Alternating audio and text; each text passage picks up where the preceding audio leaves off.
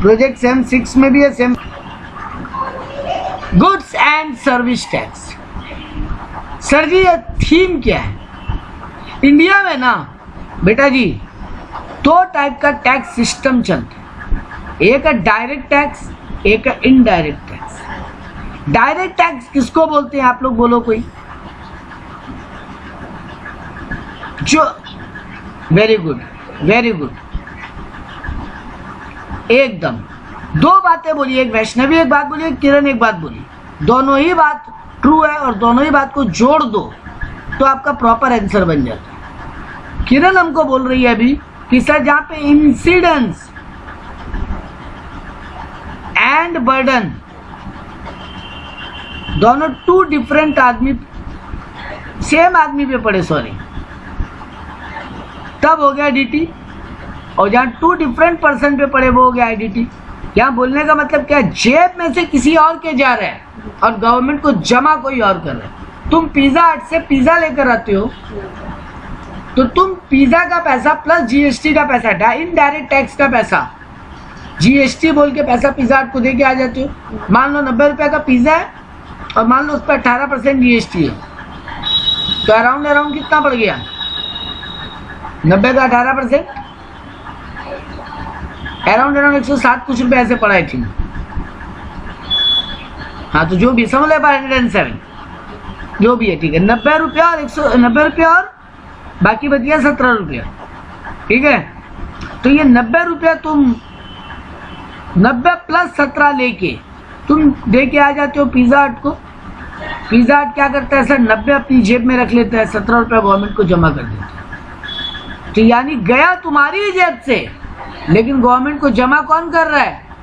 Seller. Burden ultimately consumer के pocket पे है, लेकिन जमा कौन कर रहा है? सेलर। यही है इनडायरेक्ट टैक्स। लेकिन डायरेक्ट टैक्स में क्या हो रहा था, तुम सैलरी कमा रहे हो तुम ही टैक्स जमा कर रहे हो, तुम इनकम फ्रॉम हाउस प्रॉपर्टी कमा रहे हो तुम ही टैक्स जमा कर रहे हो, तुम पीजीबीपी कर रहे हो तुम ही टैक्स जमा कर रहे हो।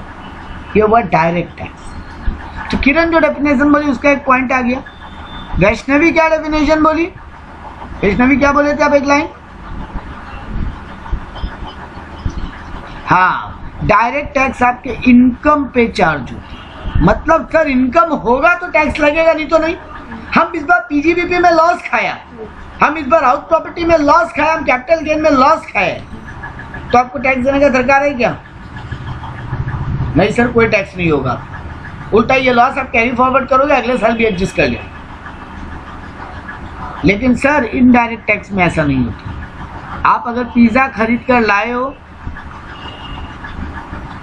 अब आप कमाते हो, नुकसान खाते हो, आप बर्बाद हो, आप अंबानी हो, कोई फर्क नहीं पड़ता। एक पिज्जा का अगर 90 रुपया दाम है और 17 रुपया जीएसटी है तो आपको देना पड़ेगा। यानी इनकम पे नहीं सर, सेल पे होता है। तो 2 इंपॉर्टेंट डिफरेंस निकल कर आया कि वो sir incidence and burden same person पे, यहाँ पे 2 डिफरेंट पर्सन पे है। डीटी सर इनकम पे लगता है, जबकि जीएसटी या इनडायरेक्ट टैक्स सेल पे लगता है। एक तरीके से अब इस वर्ड को रिप्लेस करते सर सप्लाई पे लगता है। सर क्यों बोले ऐसा, पढ़ेंगे तब पता चलेगा। तो अल्टीमेटली गुड्स और सर्विस जब बेचा जाए तो उस पर जो टैक्स लगे उसको जीएसटी बोलते हैं। इनडायरेक्ट टैक्स को इंडिया में जनरली 2 कैटेगरी में बांटा गया। हालांकि 1-2 कैटेगरी और है, लेकिन वो अभी पूरी तरीके से अब मतलब लॉ से हटने जा रहे हैं, लेकिन अभी पूरी तरीके से हटा नहीं। सर ऐसा क्या था बेटा, इंडिया में जब जीएसटी आया उसके पहले, इंडिया में जीएसटी आने के पहले इनडायरेक्ट टैक्स 3 तरीके का चलता था, या यूं कहूं तो 4 तरीके का चलता था। सर पहला क्या था? सर पहला था एक्साइज ड्यूटी। तुम अगर फैक्ट्री में कुछ भी बना रहे हो, मैन्युफैक्चर कर रहे हो, और जब उसको अपने फैक्ट्री गेट से निकालोगे तो तुमको पहले ड्यूटी पेमेंट करना पड़ेगा, उसके बाद वो तुम फैक्ट्री से निकाल सकते हो। यानी प्रोडक्शन पे टैक्स सर, प्रोडक्शन पे, उसको बोला जाता था एक्साइज ड्यूटी। ठीक है, मैन्युफैक्चरिंग पे टैक्स। उसके बाद आता था सेल्स टैक्स और वैट, वैल्यू एडेड टैक्स। अगर तुम विद इन द स्टेट माल बेचते थे, तुम बंगाल के पार्टी हो, बंगाल के लोगों को माल बेच, बंगाल के कस्टमर को माल बेच रहे हो, तुम्हारा बायर बंगाल का ही है।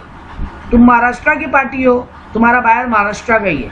तुम पंजाब की पार्टी हो बेचने वाले, और तुम्हारा बायर भी पंजाब का ही है। तब सेल करने पे जो टैक्स लगता था उसको बोलते थे वैट। तो सेल पे tax with in the state तब लगता था वैट। और अगर सर यही सेल पे टैक्स लेकिन दूसरा स्टेट पे, आउटसाइड द स्टेट, तुम बंगाल के पार्टी हो, पंजाब के पार्टी को माल बेच रहे हो, तुम तमिलनाडु के पार्टी हो, तुम तमिलनाडु का बिजनेसमैन हो, तुम माल बेच रहे हो राजस्थान के पार्टी, दूसरे स्टेट में माल बेच रहे हो, तब तुम क्या लेते थे? Sales tax. तो सर प्रोडक्शन करने पे एक्साइज ड्यूटी लग जाता था, सेल करने पे सेल टैक्स, और दूसरे स्टेट में माल बेचने पे सेल टैक्स, सेम स्टेट में माल बेचने पे वैट। और सर ये सारा कलेक्शन करते थे तुम अपने कस्टमर से और गवर्नमेंट को देते थे। वो इनडायरेक्ट टैक्स का बेसिक रूल नहीं हट जाएगा। प्रोडक्शन पे जो तुम टैक्स दे रहे हो अल्टीमेटली तुम अपने बाहर से वसूल करके गवर्नमेंट को देते थे।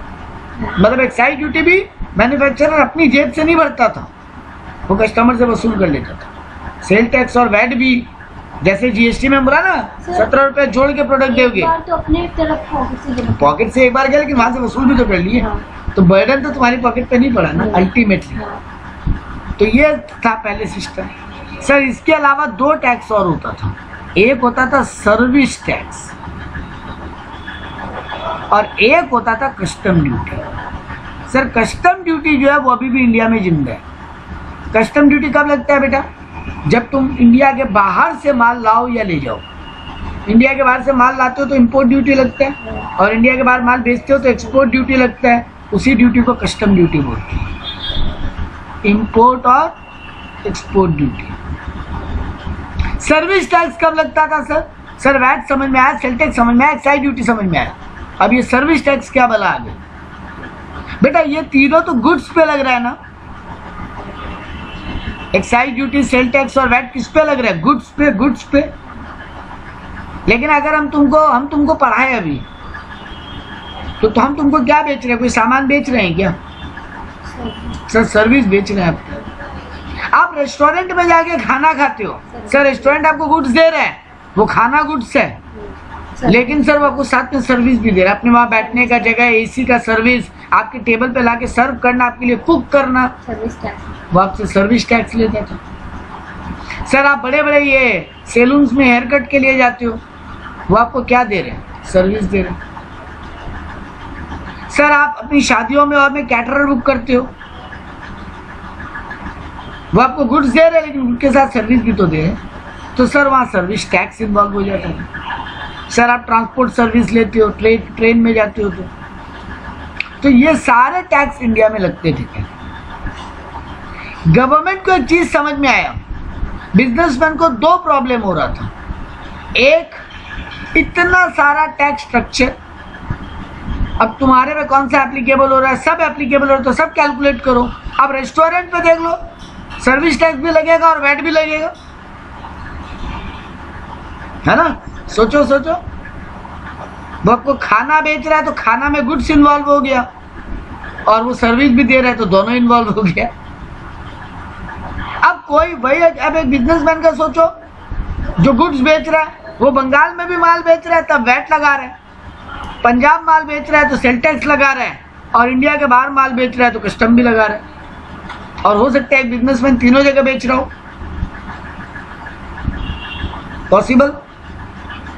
सर चारों पॉसिबल हो सकता है। सर वो प्रोडक्शन भी करके बेच रहा है तो एक्साइज ड्यूटी भी लग रहा है उसके ऊपर। तो सर इतना टैक्स स्ट्रक्चर समझना और अप्लाई करना बहुत मुश्किल हो रहा था। दूसरा बड़ा प्रॉब्लम जो हो रहा था बेटा, सबका डिपार्टमेंट भी अलग है। वैट स्टेट गवर्नमेंट के अंडर में आता था, उसका अलग डिपार्टमेंट है।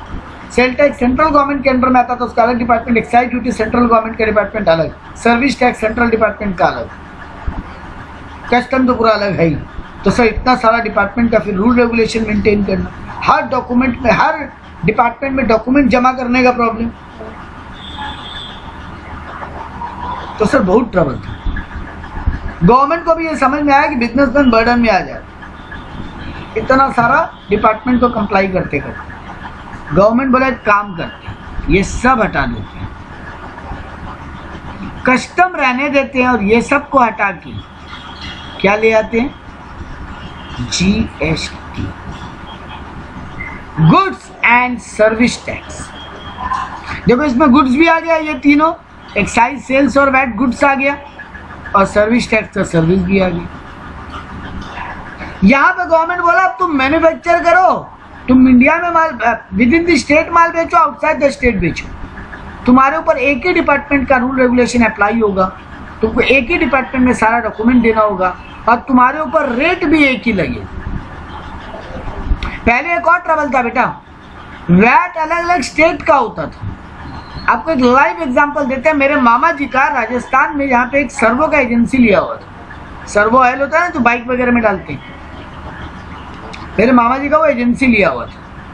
उनका दिक्कत क्या था, उनका जो गांव था ना राजस्थान में, वो हरियाणा बॉर्डर के पास था। गांव राजस्थान में था लेकिन हरियाणा बॉर्डर के पास, मतलब अगर कोई आदमी पैदल चला जाए 5 मिनट तो हरियाणा पहुंच जाएगा, और पैदल चल के 5 मिनट इधर आ जाए तो राजस्थान में आ जाए। राजस्थान में सर्वो ऑयल पे वैट था 8%, और हरियाणा में सर्वो ऑयल पे वैट था 5%। मतलब सर अलग अलग स्टेट में वैट का रेट भी अलग अलग था। अब कोई आदमी जो 5 मिनट पैदल चल के हरियाणा जा सकता है, तो वो राजस्थान से सर्वो ऑयल क्यों खरीदेगा 8%, 3% एक्स्ट्रा वैट देके? तो बोलेगा अरे 5 ही मिनट तो पैदल है, और अगर बाइक पे गए तो 1 मिनट भी नहीं, तो हम बाइक पे तुम्हारे यहाँ के ऑयल खरीदें, इससे अच्छा हम हरियाणा जाके ट्रक पे आके तुम्हारे यहाँ से ऑयल खरीदें, इससे अच्छा 2 मिनट आगे ट्रक चला लिया हरियाणा चले जाएंगे, वहाँ सस्ता मिलेगा। तो ये भी लोगों को ट्रबल था। मेरे मामा जी को इसलिए बिजनेस बंद करना पड़ गया लास्ट में, उनका माल ही नहीं बिकता, तो लास्ट में बिजनेस ही बंद कर दिया। गुस्सा में आ गया, क्या काम हो रहा है, तो बहुत ही दिक्कत है। अब वो पछताते हैं, बोलते हैं चालू रखता तो जीएसटी सेम था, क्या फर्क पड़ता है, लेकिन ठीक है। तो जो भी ये कहानी जो है बेटा जी कि वैट और ये सब जो सिस्टम थे ना सब बहुत ट्रबलसम थे, डॉक्यूमेंट वाइज भी, अलग अलग डिपार्टमेंट कंप्लायंस वाइज भी, और रेट वाइज भी। तो गवर्नमेंट जीएसटी लाके ये किया कि अब सर्वो पे अगर वैट 8% है तो फिर इंडिया के हर स्टेट में 8 ही है, और अगर 5 है तो इंडिया का हर स्टेट में 5 ही है। तो गवर्नमेंट किया ये कि they have merged various taxes into one tax, that is GST।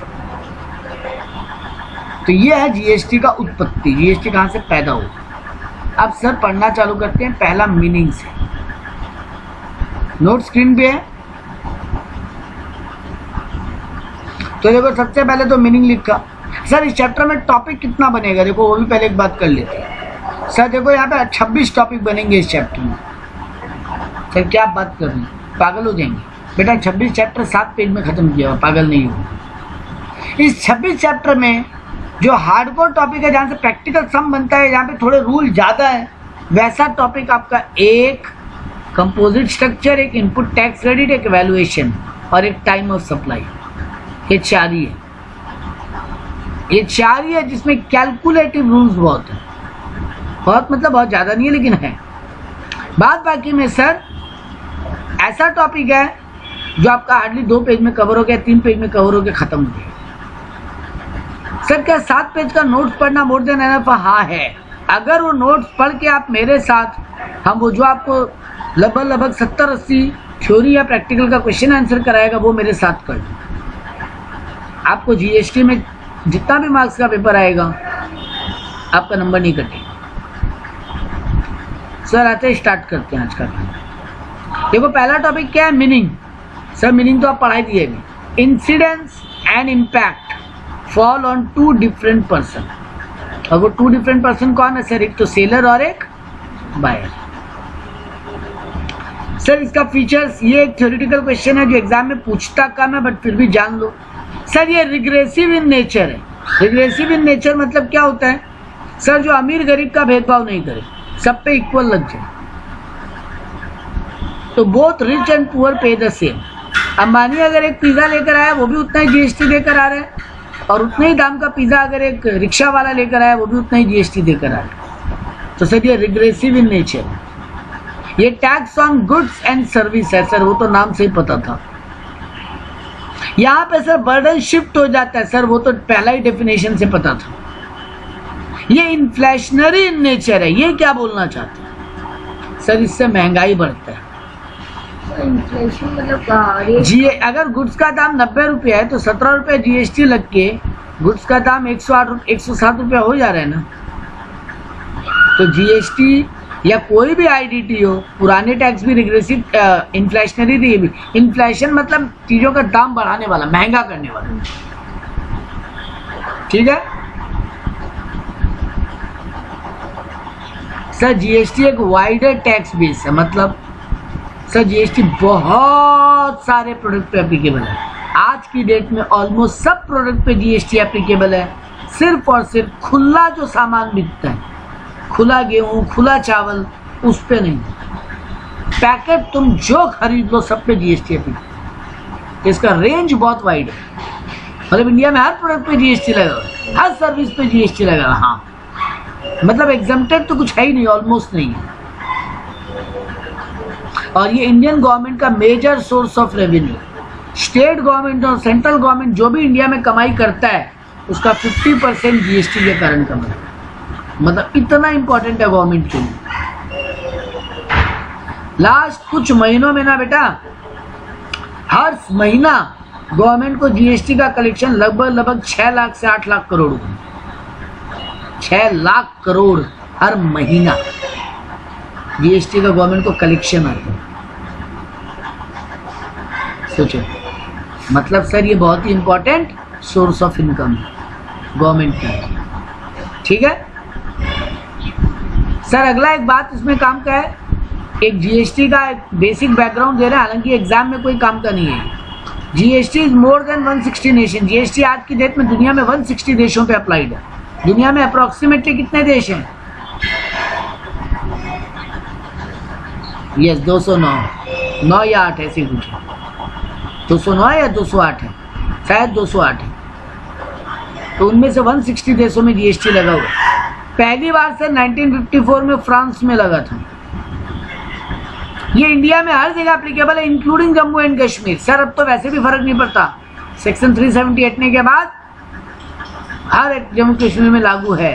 पर जब लिखा गया था तब ये लिख दिया था कि तब भी ये जम्मू कश्मीर में अप्लाइड था। मतलब जब जम्मू कश्मीर में 370 सेक्शन एप्लीकेबल था तब भी जीएसटी अप्लाइड था। सर ये तीनों पॉइंट क्या एग्जाम में पूछ सकता है क्या? ये वाला पूछ सकता है, क्या जम्मू कश्मीर में जीएसटी एप्लीकेबल है? बाकी दोनों काम का नहीं है।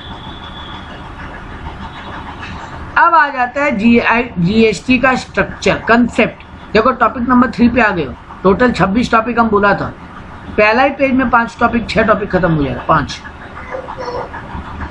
जीएसटी कितने टाइप का है ये आप लोग पढ़े हो पहले। सर जीएसटी 3 टाइप का। अगर आप विद इन द स्टेट माल बेचो, अगर आप विद इन द स्टेट माल बेचो, जिसको बोला क्या जाता है इंट्रा स्टेट, इसको बोला जाता है इंट्रा स्टेट। ये नाम भूलना मत बेटा लोग, कारण क्योंकि जब आपको प्रैक्टिकल सम देगा ना वहां पे यही वर्ड यूज करेगा, इंट्रा स्टेट या इंटर स्टेट। आप कंफ्यूज मत हो जाना कौन सा स्टेट में माल गया, अपने स्टेट में कि दूसरे में। तो कंफ्यूज होने का स्कोप नहीं है।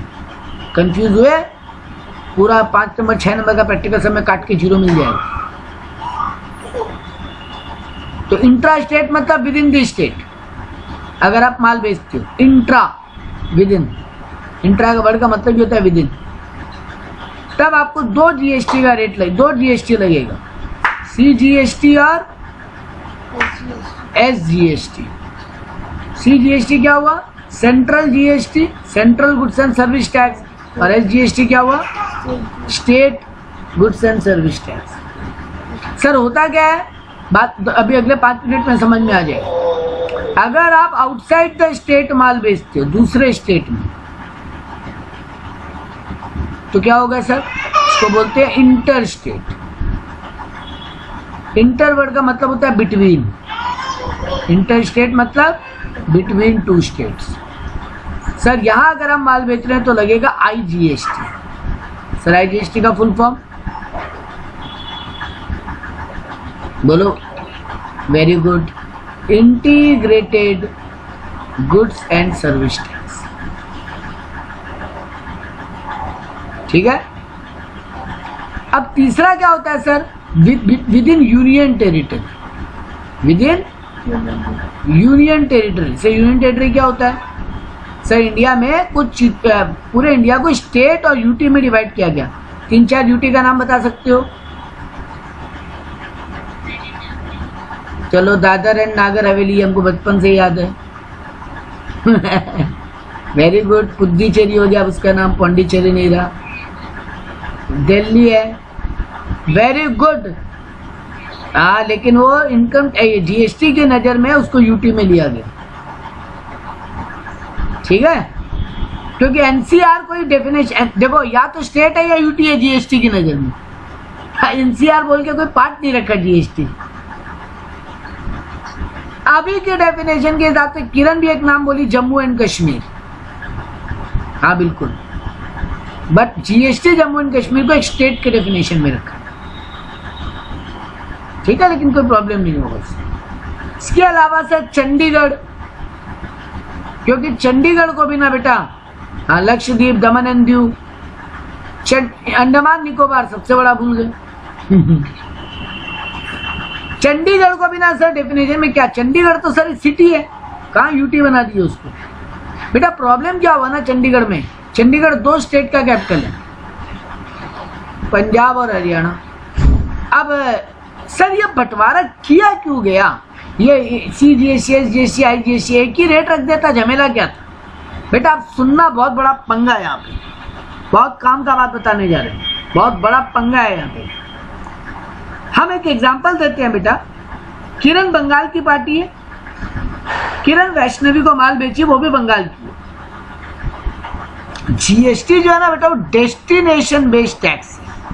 अब ये डेस्टिनेशन बेस्ड क्या होता है सर? अब तो नया नया टीट छोड़ रहे हैं। ये बहुत काम का बात है बेटा, इसी के ऊपर पूरा GST का ना, ये GST का बेस है, इसको निकाल दोगे GST गिर जाएगा। हाँ, एक्चुअली में बेटा जो वैट और ये सब होते थे ना, जिस स्टेट से माल निकलता था वही स्टेट कलेक्ट कर लेता था। ठीक है, लेकिन GST जब आया, GST का एप्लीकेबल होने में टाइम क्यों लगा? क्योंकि GST को लोग डेस्टिनेशन बेस्ड टैक्स बनाया।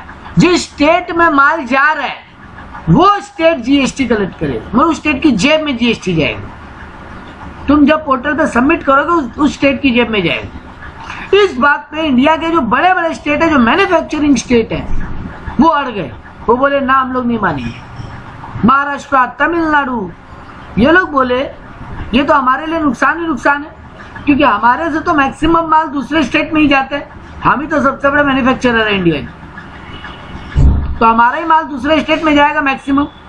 और GST अगर जिस स्टेट में माल पहुंचेगा उस गवर्नमेंट की जेब में जाएगा, तो हमारी जेब में तो जाएगा नहीं, हर बार दूसरे स्टेट पे ही जाएगा, क्योंकि हम ही मेजोरिटी माल बेचते हैं, दूसरे स्टेट तो खाली खरीदते हैं, है ना। म्यूट करो अपने आप को।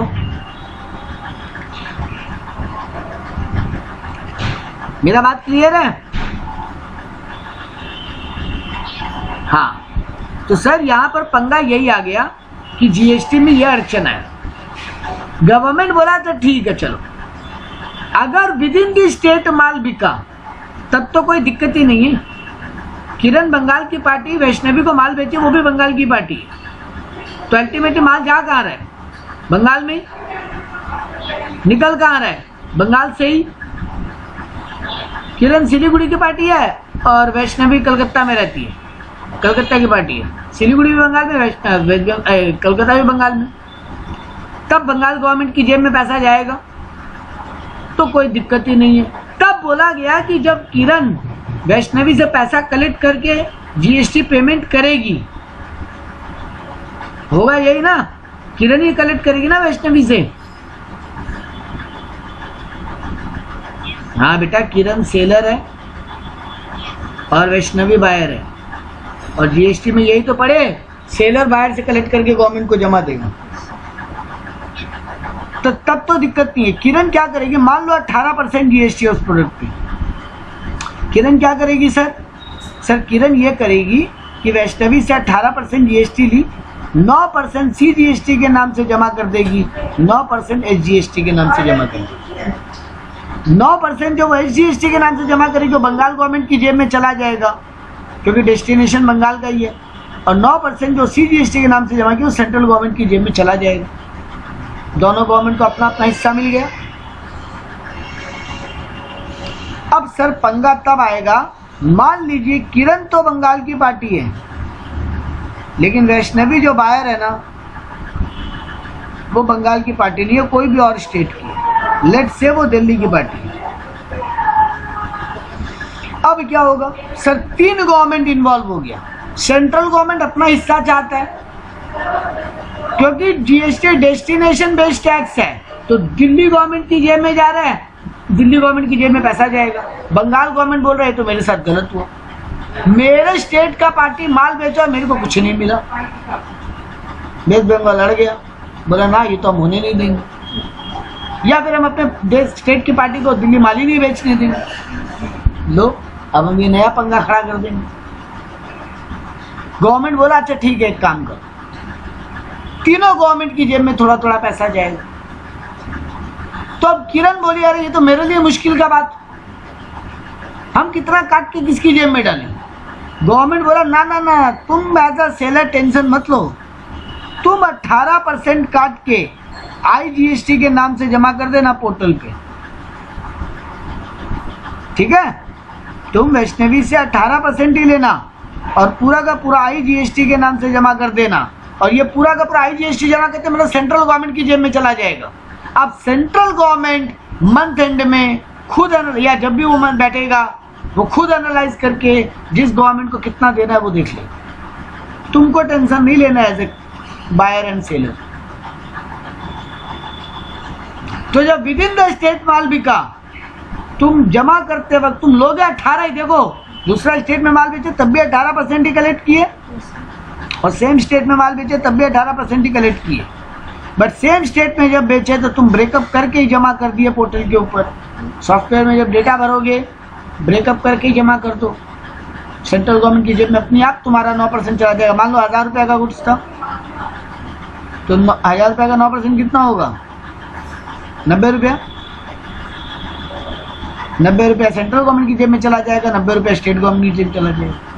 मतलब तुम वैष्णवी से 1000 प्लस 180 रुपया ले लो, 1180, 1000 रुपया अपनी जेब में रख लो और 90 रुपया दोनों गवर्नमेंट की जेब में डाल दो। लेकिन जैसे ही वैष्णवी दूसरे स्टेट की पार्टी है, किरण 1000 रुपया का बिल 180 का जीएसटी लेके 1180 लेगी और पूरा 180 आईजीएसटी के नाम से पोर्टल में जमा कर देगी। अब सेंट्रल गवर्नमेंट का वो टेंशन है कि किस स्टेट गवर्नमेंट को कितना देना है कितना नहीं। तो अब तुम्हारे लिए एग्जाम ओरिएंटेड बात सिंपल कर देते हैं। जब विद इन द स्टेट माल बिके तो सीजीएसटी और एसजीएसटी के नाम से पैसा जाएगा, और जब दूसरे स्टेट में माल बिके तो आईजीएसटी के नाम से पैसा जाएगा। बात क्लियर है?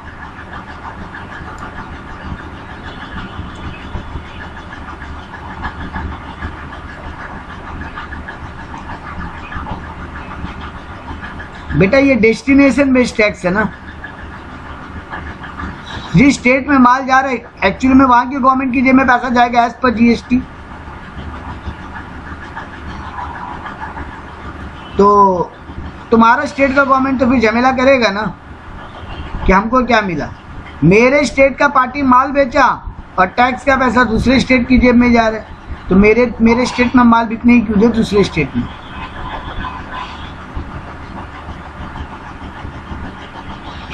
नहीं, एक्चुअली में जीएसटी लाने का मेन कहानी भी यही था कि जब ये बड़े बड़े जो स्टेट थे ना, ये ही सारा वैट और ये सब कलेक्ट करके बैठ जा रहे थे, क्योंकि वैट स्टेट बेस्ड टैक्स था और सारा कलेक्शन इंडिया में मेजोरिटी कमाई महाराष्ट्र और तमिलनाडु और ये हरियाणा 2-4 बड़े बड़े स्टेट को ही हो रहा था। हाँ, वो हो नहीं पा रहा था ये भी जीएसटी का एक मेन रीजन था। ठीक है, अब अब आते हैं विद इन यूटी में क्या सर, यूटी का कुछ नहीं है, वही same as within the state वाला कहानी है। यहाँ भी तुम 2 टैक्स कलेक्ट करोगे, CGST और UTGST। जैसे यहाँ कलेक्ट कर रहे थे CGST और SGST, यहाँ कलेक्ट करोगे CGST और यूनियन टेरिटरी GST, एक ही बात है। मतलब सर वो नियम स्टेट जैसा ही चलेगा और कुछ नहीं, नाम बदल दिया। ठीक है, तो ये था बेटा जी GST का कंसेप्ट। अब जल्दी जल्दी 1-2 टॉपिक खत्म करेंगे आज के क्लास के लिए। देखो यहाँ ये चौथा टॉपिक पढ़ा दिया। GST क्या है, डेस्टिनेशन बेस्ड टैक्स। ठीक है, इसमें हमको एक चीज़ और पढ़ाना है, आपको इनपुट आउटपुट का बात अभी पढ़ाना है, वो नेक्स्ट क्लास में आएगा, उसको अभी नहीं डिस्कस करेंगे, बहुत काम का बात है, अलग से पढ़ने का टॉपिक है। तो यहाँ डेस्टिनेशन टैक्स क्या बोला, हाँ बिल्कुल वही है, वही है, बस हम पूरा फ्रेशली बात करेंगे, हम ऐसे बात करेंगे जैसे पहली बार सुन रहे हैं, तो चाप मत लो, उसको अच्छे से बात करना, इसलिए हम हाथ में रखते हैं। अब देखो यहाँ पे एग्जाम में शॉर्ट टर्म बोला, थ्योरी क्वेश्चन आते हैं, देखो ऐसा थ्योरी क्वेश्चन आता है, What do you mean by destination based tax or how GST is a destination based tax? Give an example. तो बेटा जी ये लिखोगे ना, that state will collect tax where goods have been delivered or supplied or consumed, that is recipient state. ठीक है, और example क्या दे दोगे, let's say a party from West Bengal has sold goods to party of Delhi, so Delhi is a recipient state, so Delhi government will collect the tax. ठीक है, अब एक important बात हम पहले ही पढ़ा दिया, टॉपिक नंबर 5 भी हम लोग पहले पढ़ चुके, हम लोग अभी थोड़ा देर पहले डिस्कस किया था बेटा, इंडिया में कौन कौन सा टैक्स को हटा के GST लाया गया। तो इंडिया में कौन कौन सा टैक्स ऐसा है जिनको सब्ज्यूम्ड कर दिया गया, वर्ड होता है सब्ज्यूम्ड, सब्ज्यूम्ड मतलब मिक्स कर दिया गया GST में। सर सेंट्रल एक्साइज हट गया, GST आ गया, एडिशनल एक्साइज बोल के एक टैक्स होता था वो भी हट गया, एक्साइज का ही पार्ट था वो, सर्विस टैक्स हट गया, वैट हट गया, सेल टैक्स हट गया, ये सब हट के क्या आ गया, GST। सर कौन कौन सा टैक्स हो जो सब्ज्यूम्ड नहीं हुआ, सर एक तो कस्टम ड्यूटी नहीं हुआ, वो एज इट इज है। सर स्टैम्प ड्यूटी जो प्रॉपर्टी के सेल परचेज पे लगता है ना, हम घर जमीन खरीदते हैं तो स्टैम्प ड्यूटी देना पड़ता है, वो अभी भी स्टेट गवर्नमेंट कलेक्ट करता है, वो सब्ज्यूम्ड नहीं हुआ। STT क्या होता है sir, security transaction tax, share market में जो लगता है, हम शेयर खरीदे बेचे ना तो हमको एक चार्ज देना पड़ता है, उसको STT बोलते हैं, सर वो भी सब्ज्यूम नहीं हुआ। सर बहुत सारा स्टेट ना इलेक्ट्रिसिटी टैक्स लेता है, वो भी सब्ज्यूम नहीं हुआ। अब आता है बहुत ही इंपॉर्टेंट बात, सर आप अभी अभी पढ़ाए वैट सब्ज्यूम्ड हो गया, हम अभी अभी बोला ना वैट सब्ज्यूम्ड हो गया, पूरी तरीके से नहीं। अभी भी इंडिया में अल्कोहल, पेट्रोलियम, टोबैको, ये 3 प्रोडक्ट ऐसा है जिसपे वैट लगता है। और अब सबसे बड़ा लड़ाई अगला इसी को लेकर है कि पेट्रोलियम को GST के दायरे में लाया जाए, ये पब्लिक का डिमांड है, लेकिन सरकारें इसके लिए तैयार नहीं, क्योंकि पेट्रोलियम जिस दिन GST का दायरा में आ गया, आज के दिन जो 100 रुपये का पेट्रोल है वो ऑटोमेटिक घट के 54-55 पे आ जाए। तो आप गवर्नमेंट वो चाहती नहीं, इसी बात को लेकर अब लड़ाई चली।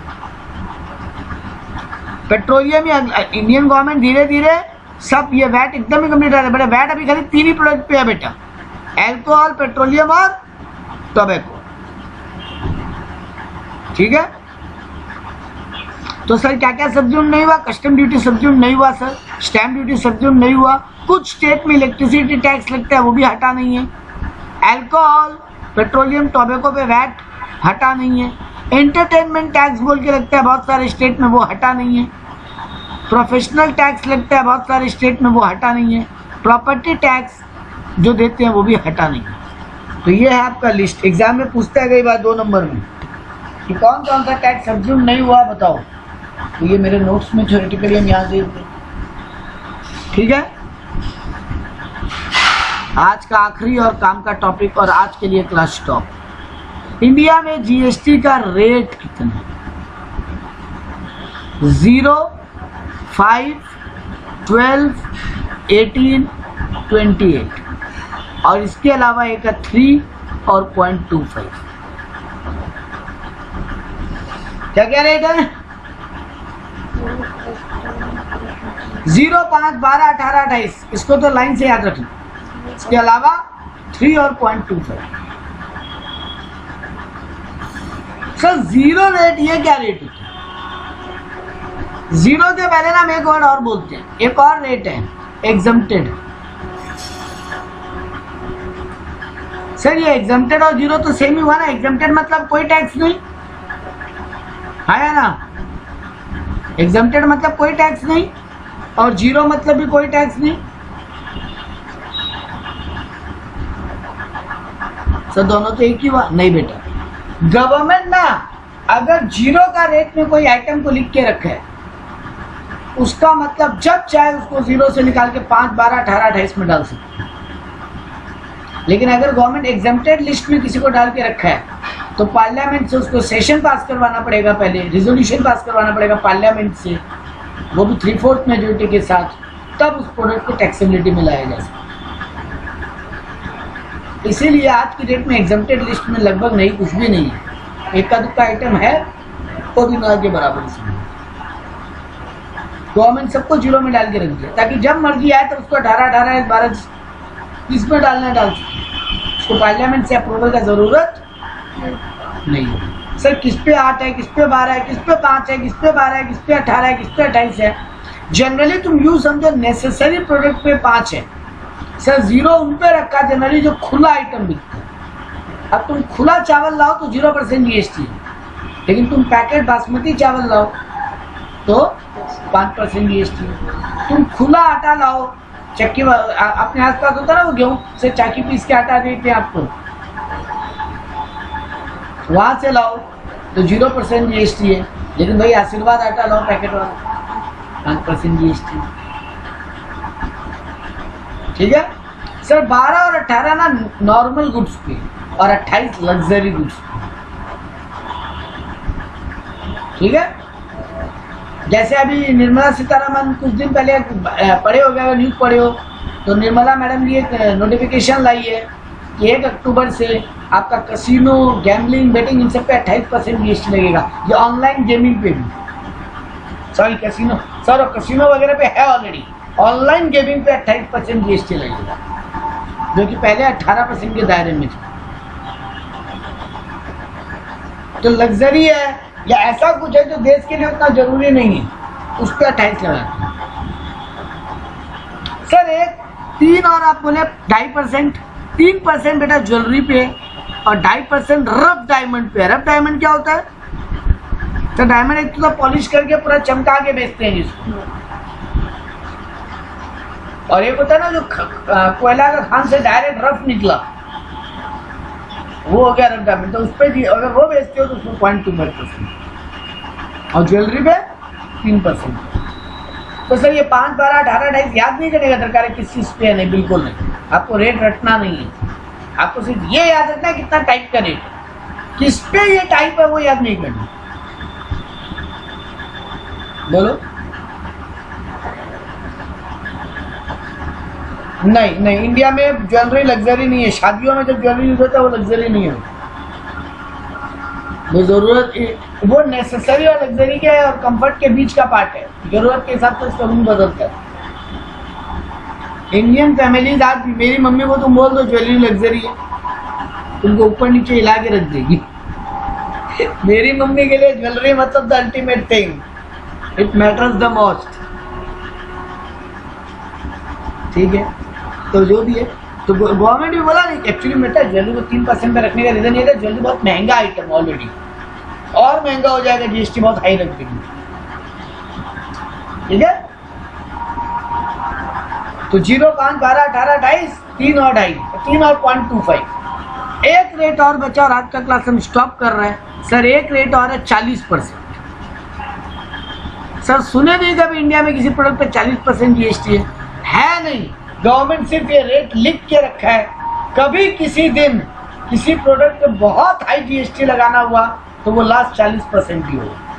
गवर्नमेंट ये रेट का अप्रूवल लेके रखा है एक्ट में, जरूरत पड़ेगा तब यूज करेंगे। अभी इंडिया में किसी प्रोडक्ट पे 40% जीएसटी नहीं, लेकिन जिस दिन वो पेट्रोलियम आएगा ना जीएसटी का दायरा में, वो 40% में गवर्नमेंट उससे नीचे नहीं कर पाएगा जीएसटी, क्योंकि गवर्नमेंट को रेवेन्यू में बहुत लॉस है। ठीक है।